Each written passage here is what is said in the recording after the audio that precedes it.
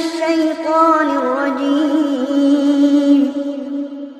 بسم الله الرحمن الرحيم.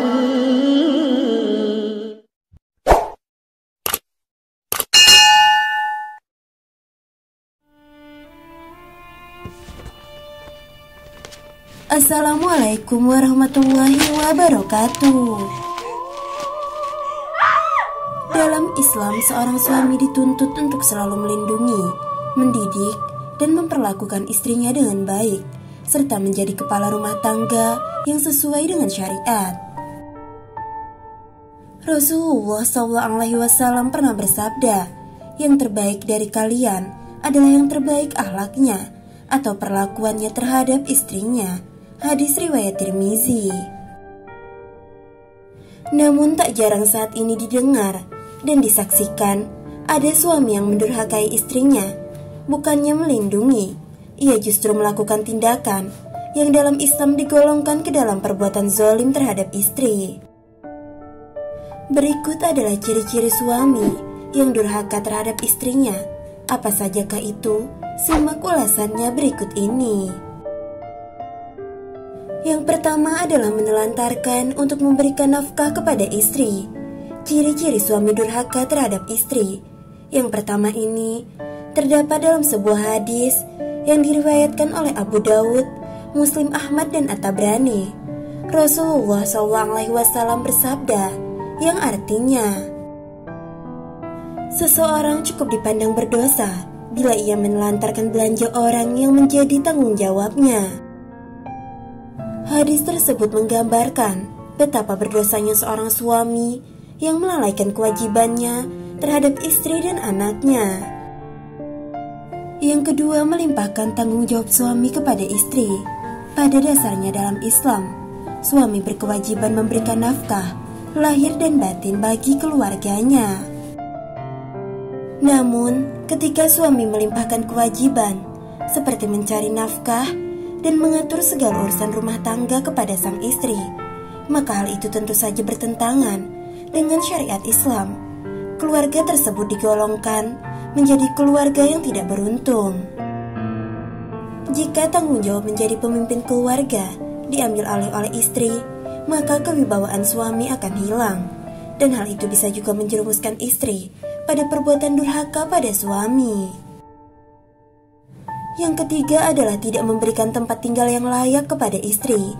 Jika seorang suami memutuskan untuk menceraikan istrinya, maka ia berkewajiban untuk memberikan tempat tinggal yang aman dan layak kepada istri yang hendak diceraikan selama masa iddah.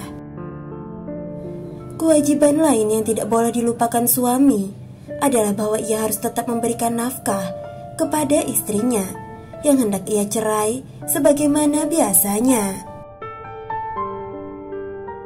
Lalu yang keempat, tidak mau melunasi mahar. Hal ini sesuai dengan sabda Rasulullah dalam hadis riwayat Tabrani, yang artinya, siapa saja laki-laki yang menikahi seorang perempuan dengan mahar sedikit atau banyak, tetapi dalam hatinya bermaksud tidak akan menunaikan apa yang menjadi hak perempuan itu, berarti ia telah mengajukannya. Bila ia mati sebelum menunaikan hak perempuan itu, kelak pada hari kiamat, ia akan bertemu dengan Allah sebagai orang yang fasik.